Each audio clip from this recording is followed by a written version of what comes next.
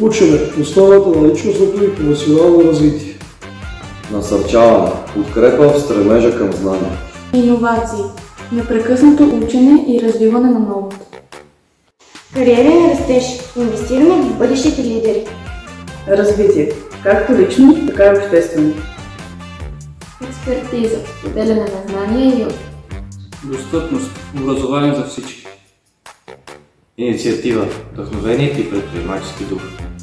Технологии – съвременни модерни инструменти за учене. Бъдеще – изграждано съвместно чрез знания. Устойчивост – развиване на дългосрочно мислене. Лидерство – формиране на увереност и визия. Баланс – съчетаване на теорията с практиката.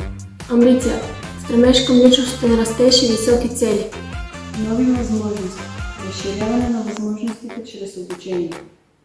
Капитал знание – най-добрата инвестиция.